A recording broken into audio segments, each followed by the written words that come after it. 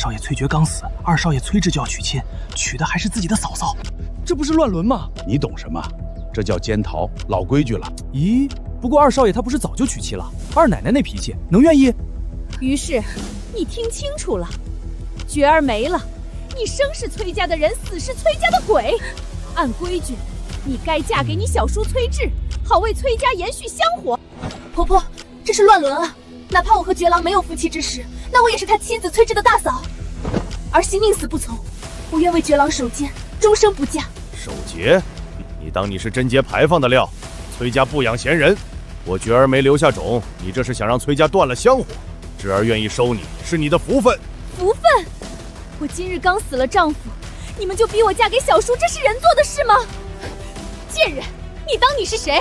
被山匪玷污过的身子，自己什么名声不知道？要不是珏儿心善娶你，你配进崔家的门？今日这二嫁之事，你受也得受，不受也得受。爹娘，你们这是要逼死儿媳啊！哼，逼死你，由不得你。来人，把他关进后院，3日后与志儿成亲，不答应也得答应。我不嫁，你们让我见珏郎最后一面，让我看看他。带走。少奶奶，不，小姐，我给你带了馒头。小桃，现在外面是什么情况？二少爷崔志倒是不急不慢的，说听爹娘的，但下人们都在说这事儿不体面。不体面？就这一句？还说您命硬克夫，说您嫁进来就是冲着崔家的钱来的。随他们怎么说。小姐，您真的打算嫁二少爷？不嫁。可他们……小桃，你帮我一个忙。您说，明日你找机会出府，去城南查死。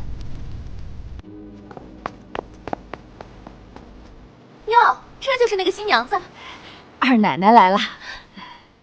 我是志哥哥明媒正娶的妻子，张家的女儿张若琳。贱女人，你就这么缺男人，连自己的小叔也觊觎？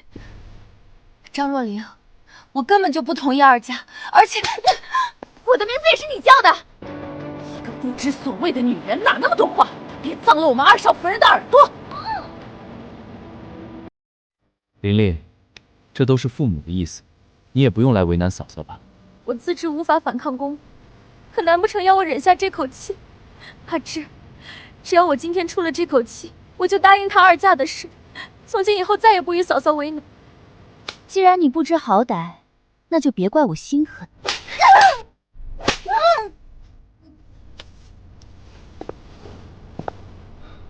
嫂嫂，我要介意，我既是若莲的丈夫，总不好看着她心绪难平。别碰我！脾气还挺大，你知道不知道？要不是我点头，你现在已经被卖到窑子里去了。你想怎样？我想怎样？我想好好跟你过日子。我大哥死了，我替他照顾你，有什么不对？那你就娶我，你就不怕外人说崔家乱伦？乱伦？我大哥还没入洞房就死了，你算他哪门子的气？不过是个有名无实的牌位。我娶你，天经地义。我不嫁。不嫁？你觉得这事儿由得你？你干什么？放开我！崔志，你大哥的棺材就在旁边，你不怕他半夜来找你？他死了，死人有什么好怕的？老爷、夫人，不好了，二少爷他在灵堂。多嘴的东西！3天，我给你3天时间想清楚，是乖乖做我的女人，还是做崔家的鬼？珏郎，娘，求你们救我！崔志他刚才在灵堂。志儿怎么了？他刚才要在灵堂强迫自己的亲嫂嫂，珏郎的棺材就在旁边。他行了行了，多大点事儿？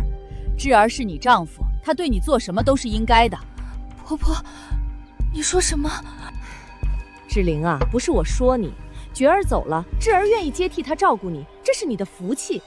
你不领情也就罢了，还到处闹，让人看笑话。崔家的脸面不能丢在你身上。可是那是珏郎的灵堂啊，他就在旁边看着。你们让我守完这最后几天都不行吗？闭嘴！什么看着不看着的？人死了就是一盆灰，有什么好看的？你要真为角儿着想，就乖乖给崔家生个儿子，让角儿九泉之下也有个后。所以，你们是知道的，你们知道崔雉要做什么，你们默许的。家族香火大于天。好，我明白了。你明白什么了？我认命了，只是能不能给我2天时间，让我好好送绝郎最后一程？2天后，我愿意嫁二少爷。这才像话。早这么懂事，也不至于受那些皮肉之苦。既然如此，也不必再去柴房受管教了。谢爹，谢娘。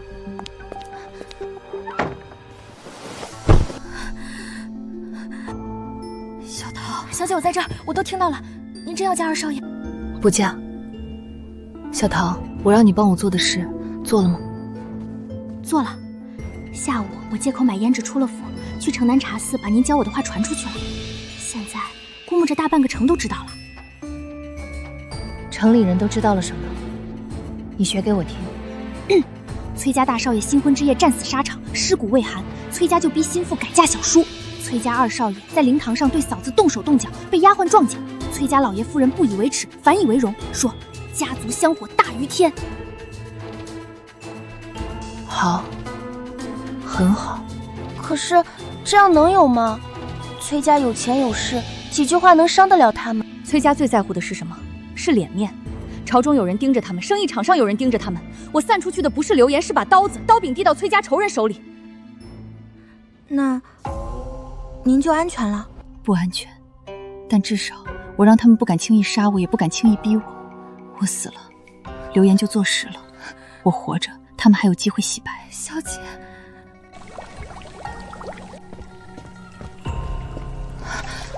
谁？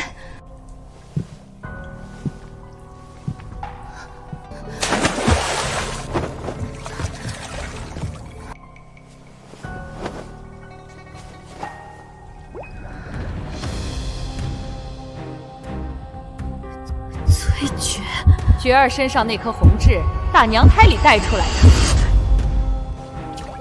红痣，红痣，一模一样的红痣，难道她不是崔珏？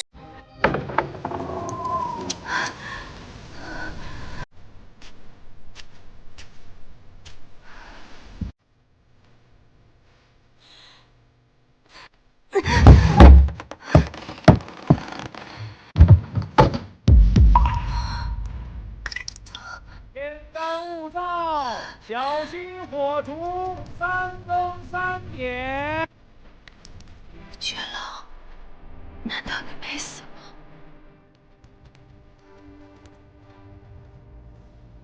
小桃，你知道崔珏到底是怎么死的吗？把你知道一五一十告诉我。只知道是西北战场上，说是被敌军围困，力战而死，是同去的兵丁把崔少爷的尸首带了回来。有人亲眼见过他的尸体吗？有吧？大少爷刚回来的时候，老爷请了仵作验过伤势，说是身上多处刀伤，致命的一处在胸口。后来夫人看见爱子死了，当场就哭晕过去了。老爷心疼夫人，就赶紧把大少爷的尸体放进棺材钉死了，不许人近前，说是怕夫人看见了更伤心。钉死了，不许人近前。崔珏身上有没有什么特殊的标记，比如胎记、痣？你仔细想想，有没有听谁提起过？这个奴婢不知道啊，但您是他的妻子，您订婚的时候只短暂见过几面，隔着屏风，连脸都没看清。我隐约记得他肩头是有痣的，好像是右边，但我不确定。新婚之夜，他还没进洞房就走了。你说，有没有可能他没死？小姐，这话可不能乱说，逃兵是死罪，欺quân之罪更是要满门抄斩的。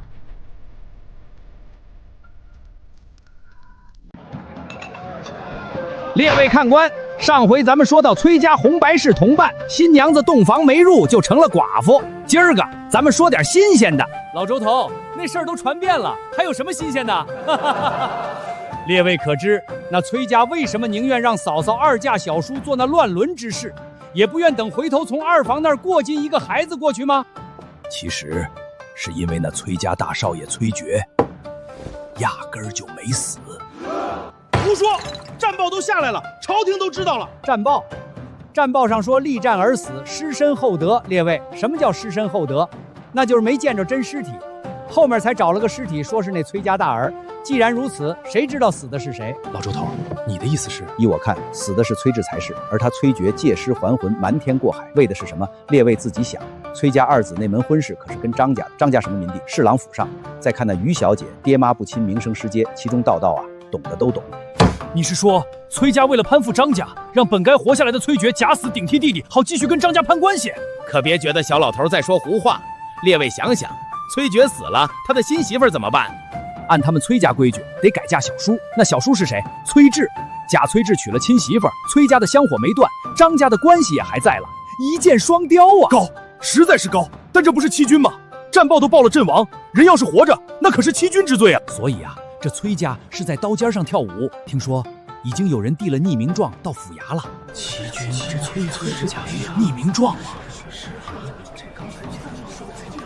递了匿名状，太好了，小姐的计划要成了。但是今天这段话不是小姐教我传的，是谁在背后推波助澜？暂休。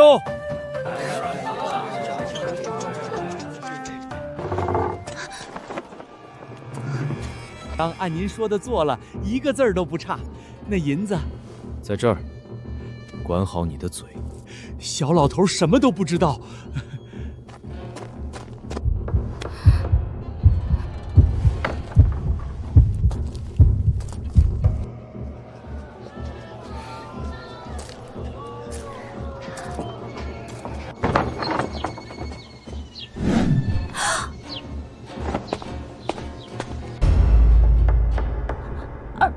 崔二少爷，不管了，先回去告诉小姐。老爷夫人，不好了！慌什么？天塌了吗？城南茶肆里传遍了，说咱们家大少爷根本没死，是装死骗婚。官府那边已经有大人递了帖子，说要来问询。混账！谁在造谣？给我查，把那个说书的嘴给我封了！是，老奴这就去办。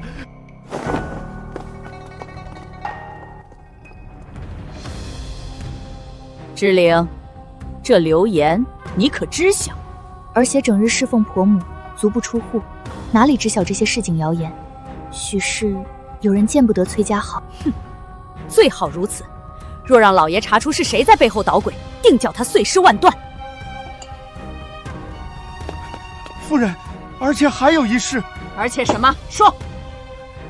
而且府衙那边传来消息，说有人向圣上递了匿名状，告崔家。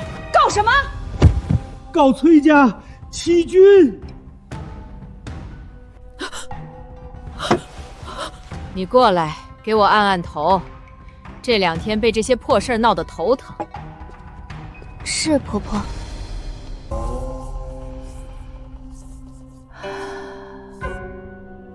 婆婆，儿媳有一事好奇。大少爷，觉郎他身上可有什么胎记？你问这个做什么？儿媳只是想好好记住觉郎。新婚之夜他都没进洞房就走了，后来又是灵堂守孝，儿媳连他生前的模样都没看清，更别说身上的标记了。若是日后祭拜，怕是儿媳就算想都找不到。唉，也罢，你倒是有心。觉儿身上右肩胛骨下方有一颗红豆大小的红痣，那是打娘胎里带出来的，错不了。右肩胛骨红痣，儿媳记下了，多谢婆婆。小桃应该从茶肆回来了，得找她问问情况。小桃，小桃，小桃，你看到小桃了吗？回少奶奶，下午就没见着她。有人说她出府了，一直没回来。出府了？什么时候？午后就出去了，说是买胭脂。知道了，你下去吧。小桃，你千万别出事。这是二少爷崔志的院子。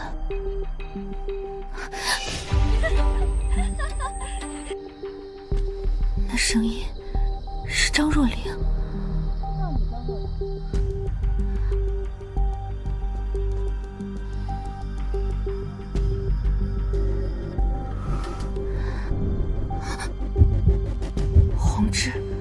肩胛骨和婆婆说的一模一样。相公，阿直的胸膛可没有这颗血色的痣，2日后便是大礼，你可要将这颗痣点掉，免得露了馅。我和他本就是双生子，有颗一模一样的痣也没什么。倒是你，昨天还粗的打了于之言一顿，如今不粗了。我知道你心里只有我一人，自然可以安心了。只是你为了我，不但顶替弟弟的身份，还要娶那个女人，受那洞房之苦，我该如何回报你呢？你只要好好待在我身边，便是最好的回报。至于那洞房，不过是做戏罢了。那于之琳呢？你打算怎么办？她不过是一颗棋子，等事情了结，随你处置。一颗一模一样的红痣，原来张若琳从一开始就知道一切。她打我不是因为过2日我要给崔智，是因为现在的崔智就是崔珏，而她是崔珏的女人，我是她名义上的妻子。她在吃醋。那流言的事，你查清楚了吗？是谁在背后捣鬼？还在查，不过府里可能有内鬼。内鬼？难道是于之琳那个贱女人？但就算是她一个女人而已，无依无靠，翻不起什么浪。我更担心的是那个人。可她不是死了吗？没找到尸体就无法断定。她要是回来，你的身份就……所以，就算她还活着，也不能回来。他还活着，那个他才是真正的崔智。他们调换了身份，现在这个是崔珏。后日娶完亲，一切都会尘埃落定。到时候我就是崔家唯一的儿子，崔珏这个名字将彻底消失。那于之琳，他愿意配合，就留他一条命；不愿意，就让他去陪崔珏。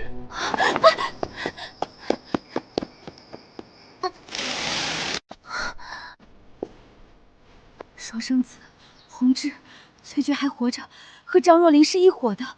原来所有人都知道，只有我被蒙在鼓里。冷静，冷静。他们2日后动手，我还有时间。我要找到真正的崔智，必须拉个新盟友。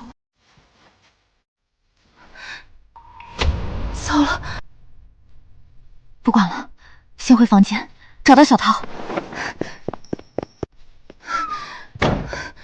小姐，您去哪儿了？我找您半天了。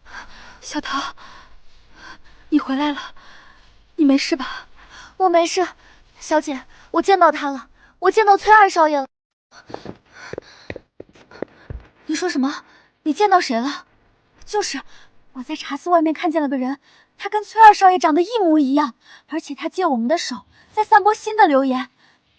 那流言说，崔家大少爷为了二奶奶，假死顶替了弟弟的身份。崔珏还活着，崔智要杀他，他们是双生子。崔珏假扮崔智。小姐，您在说什么？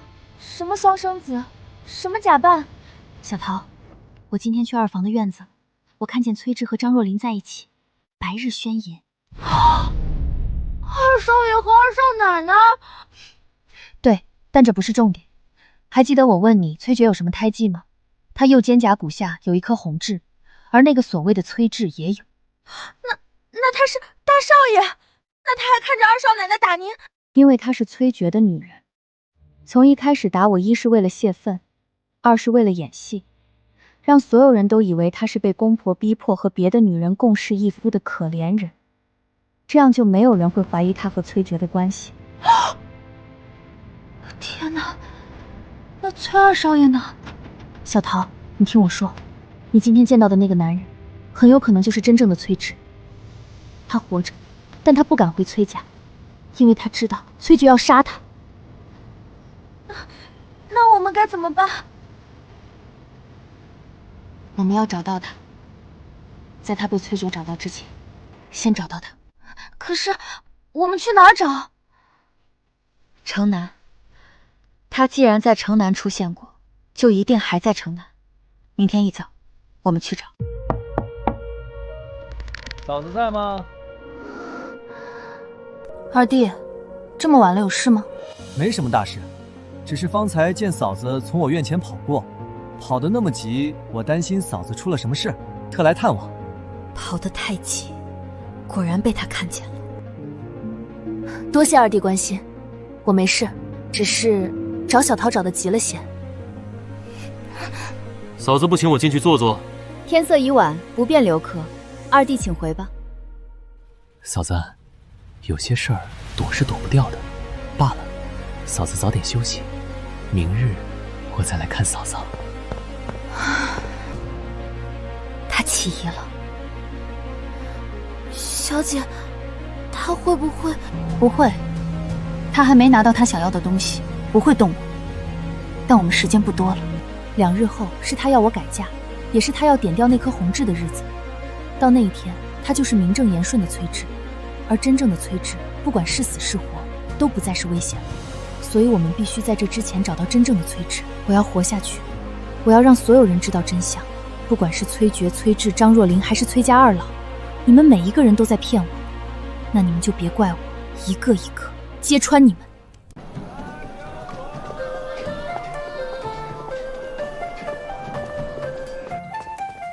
老伯，你有没有见过一个右腿有点跛的，长得挺俊的，穿深色衣裳？没见过，我这菜还要卖呢。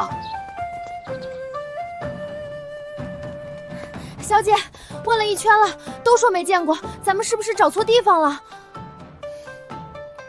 不会，他既然在这里出现过，就一定有落脚的地方。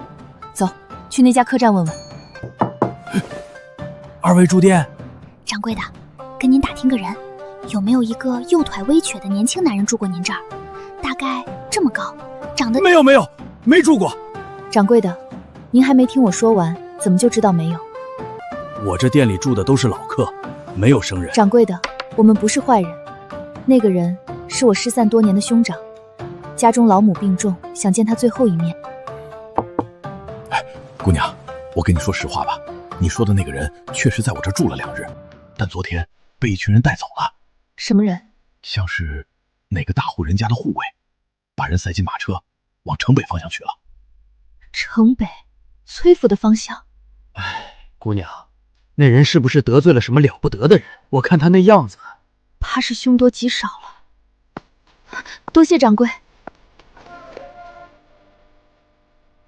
小姐，现在怎么办？二少爷被崔家的人抓走了，他会不会……不会，崔珏留着他还有用，至少在大婚之前，他不会杀崔智。我们回去，既然找不到他，那就从崔府内部下手。可是大少爷肯定已经起疑了，我们怎么查？张若琳是崔珏的女人，她知道的内情一定比崔家二老还多，而且她有弱点。张若琳的弱点就是她太贪了，贪情、贪欲、贪富贵，这种人最容易露出破绽。宋郎，你约我此时相见，难道不怕被崔家人发现吗？不会的，崔家所有人都在正厅呢，而我只是一个因为丈夫明日娶妻而伤心欲绝的女人，这个时间不会有人来触我的眉头。况且，这才够刺激。张若琳，你一边在崔珏面前装痴情，一边在这里偷人，好得很。既然你送上门来，就别怪我将计就计。二弟，我方才去后院找小桃，路过二房，听见了一些不该听见的声音。什么声音？我不敢说，二弟还是自己去看看吧。只是你要做好心理准备。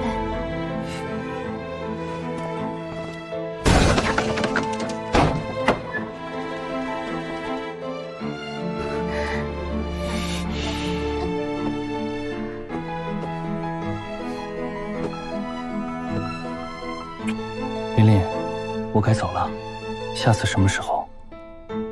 等我消息。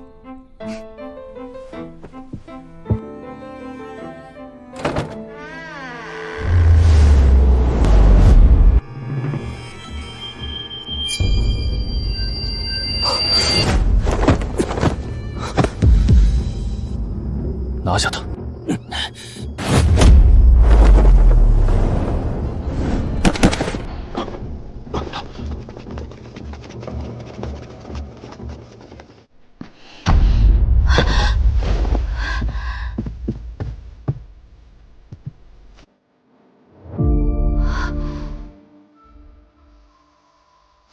君，今夜怎会提前回来？不过夫君能回来，妾身很是开怀。怎么这么多人？可是发生了什么？这人是谁？是匪徒吗？幸亏夫君回来的及时，不然这平白无故遭人陷害，妾身一个弱女子可能就……弟妹别演了，我们这些人在你院中站了可不止一刻钟。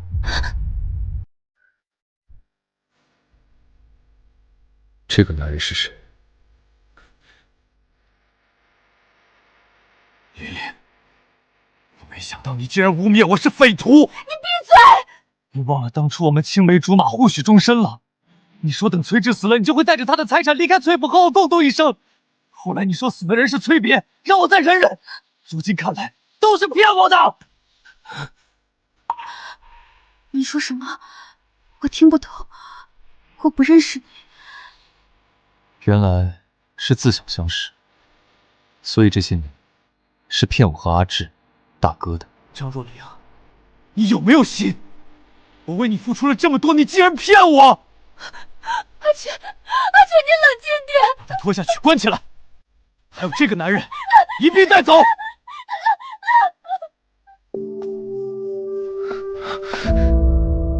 娘子，我知道错了。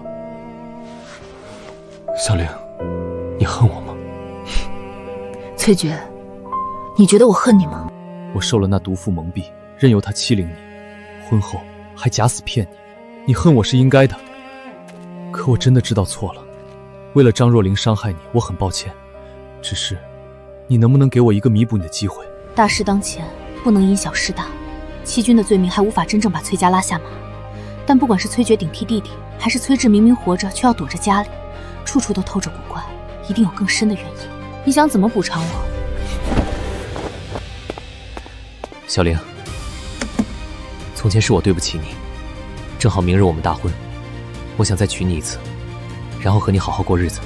好，但我有条件，婚礼的事我要亲自操办，从今日起，府里的大小事宜我都要过问。都依你，只要是你说的，都依你。亲自操办婚礼，可以名正言顺地查遍崔府每一个角落。崔珏，这是你让我查的，别后悔。这些聘礼虽说是二弟的心意，但规格有些乱了。管家，把这些抬回库房重新理一理，我要核对清楚数目，免得乱了礼数。是，少奶奶。对了，明日大婚要用的一些旧账册，母亲说要过目。账房先生这会儿有空吗？账房先生正在后院对账，少奶奶要查什么，老奴去叫他过来。不必了，我自己去账房找就行，省得来回跑。你把这几箱聘礼的册子拿来，我先核对着。这账房种地怎么？我如今是崔家名正言顺的少奶奶，明日大婚后更是正房夫人，连个账房都进不得？不敢不敢。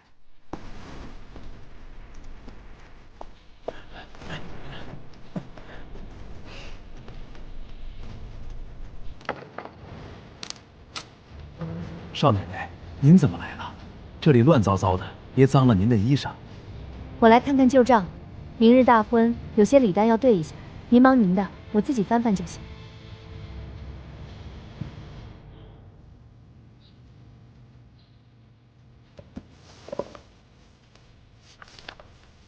这个账册封皮好像比寻常的要粗糙一些。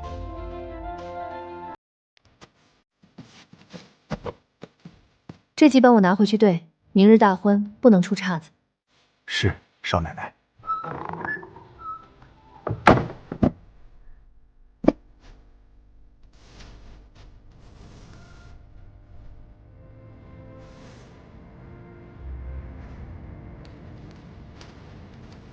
通敌卖国，崔家和张家竟然只是这庞大网络中的一环。小姐，这是什么？崔家通敌的铁证和密室的消息。那怎么办？这些证据还不够，这只是冰山一角，我要找到更多，只能下密室了。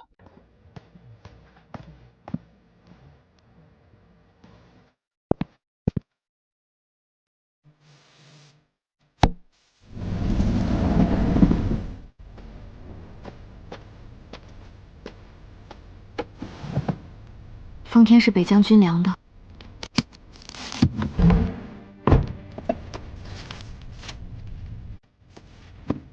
这是真正的崔质的笔记。今日方知，家中商队运送的并非茶叶，而是北狄急需的铁器与粮草。父亲竟为了家族富贵，甘愿做那异族的走狗。我欲向朝廷首告，却被父亲囚禁。他们说为了崔家牺牲小母，我不从。他竟在酒中下毒，明日便是决战。兄长穿上了我的战甲，他说要让我死在战场上，而他将替我活成崔质。崔家疯了，我没死，但我回不去了。只要我还活着，崔家通敌的罪就有暴露的风险，他们必须让我死透。原来如此，崔质最开始不知道，知道之后激烈反抗，所以崔家为了保住秘密，在战场上暗害了他，让崔珏顶替了他的身份。没想到崔质命大，活了下来。崔珏，你顶着弟弟的名字，做着通敌的勾当，还要我感恩戴德的嫁给你。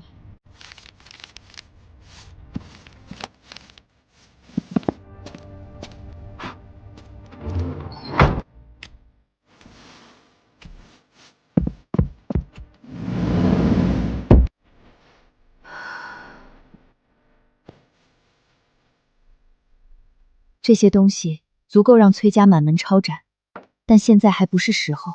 我要等到大婚之日，等到所有宾客都在场，等到崔珏以为自己赢定了的时候。崔珏，你欠崔质，欠我的，我要你一笔一笔全部还清。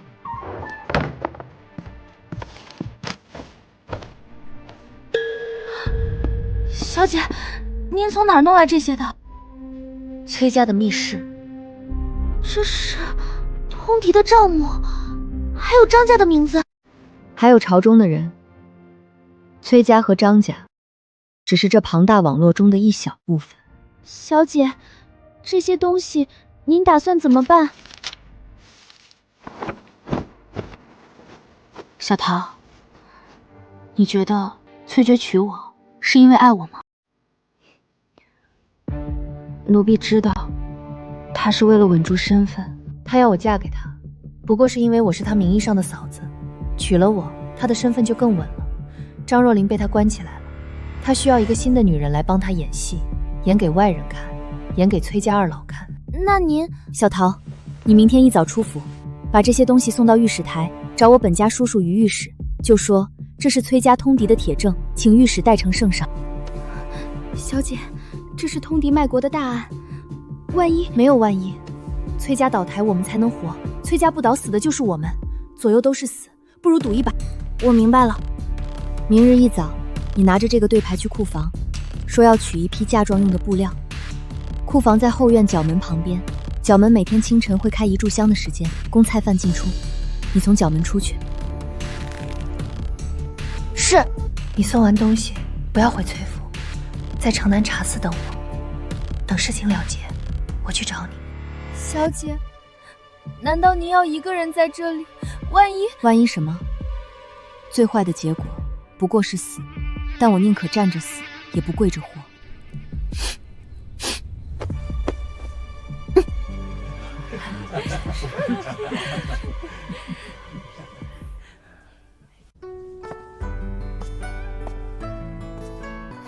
这心腹怎么还戴着面纱？莫不是怕被人看出哭过的痕迹？可不是嘛，这于家小姐也算命苦，头一回嫁人死了丈夫，第二回嫁的还是同一家，你说这叫什么事儿？你们懂什么？这叫奸逃。人家崔府说了，是为了延续长房血脉。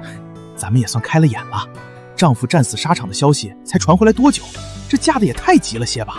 听说还是弟妹亲自撮合的，说是要姐妹共侍一夫。那张家大小姐可不是省油的灯，你们且看着，往后这崔府啊，有的热闹了。热闹？这不就是县城的热闹吗？新娘子连盖头都不盖，戴着面纱就来了，怕不是羞的？哎，人家那是矜持，毕竟是大户人家的小姐，哪能跟咱们似的没脸没皮？不堪入耳。吉时已到，请心腹。且慢。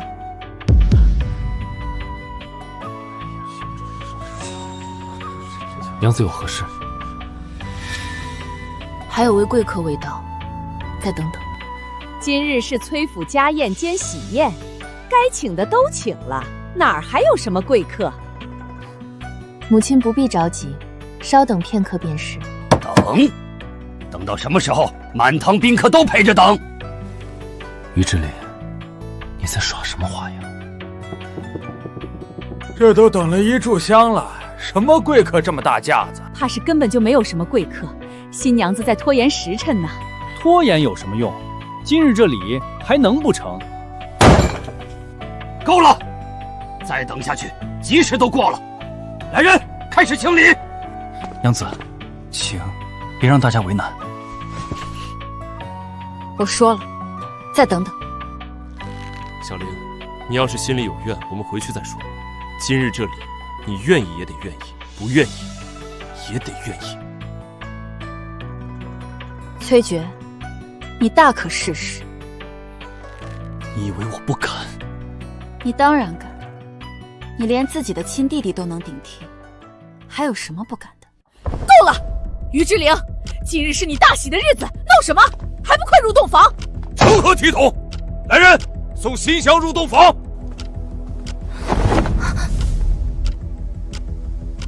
你们崔家，二嫁的是儿媳还是囚犯？报！急报！圣旨到！奉天承运，皇帝诏曰：查崔氏一族通敌卖国，私通藩邦，走私铁器军械，谋取暴利，罪大恶极，又有欺君罔上、充真、冒充朝廷命官等罪，数罪并罚，抄没崔氏所有家产。崔氏一族押入天牢，择日问斩。于是于之陵举报有功，崔于婚约即日作废。钦此。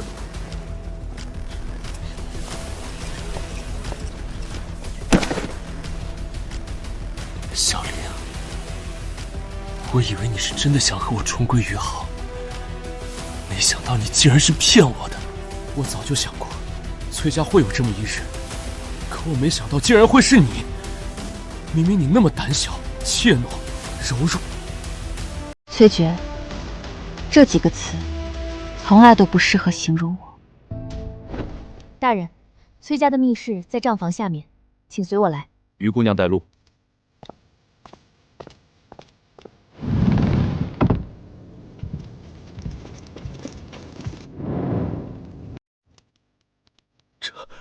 这得多少银子啊？这足够装备一支军队了。账册和密信在那里，和北狄往来的记录、贿赂朝中大员的账目，都在里面。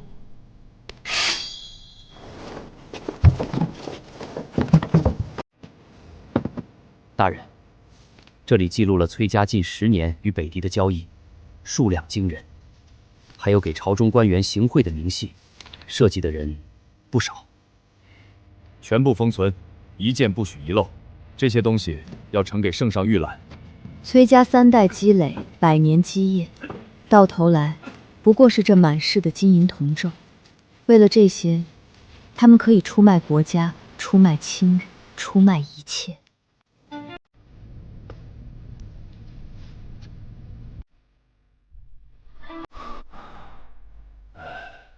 姑娘，这人活不久了，身上的伤太重，又拖了太久，老夫也是回天乏术。他还能撑多久？少则3、5日，多则半个月。于姑娘，崔家已经完了，通敌的罪名，满门抄斩。好，终于完了。姑娘，您看要不要给他办个后事？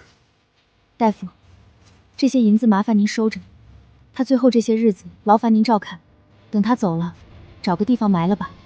姑娘放心，老夫尽力。崔志是崔家唯一一个良心未泯的人，但他享了崔家10几年的荣华富贵，那些金银哪一样不是崔家通敌卖国换来的？他享受了就该承担，我能做的不过是让他不至于暴尸荒野，仅此而已。那就是崔珏，长得倒是一表人才，可惜是个卖国贼。听说他顶替了弟弟的身份，还把弟弟害得半死不活。这种人千刀万剐都不解恨。他爹妈也不是好东西，冲敌卖国，断子绝孙。对。小姐，真的要看着吗？要。为什么要看这个？因为我要亲眼看着，从今往后，再也没有人能欺辱午时3刻已到。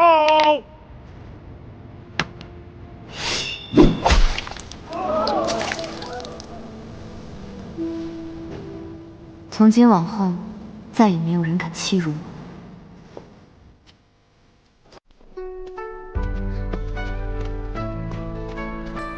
小姐，咱们现在去哪儿？城南茶肆，我想喝杯茶。好。这世道对女人不公，男人可以3妻4妾，女人却要从一而终。男人可以建功立业，女人却只能困在后院。我嫁过2次人，第1次嫁给一个死人，第2次嫁给一个骗子，但我活下来了。那么我于之行，从今往后，只为自己而活。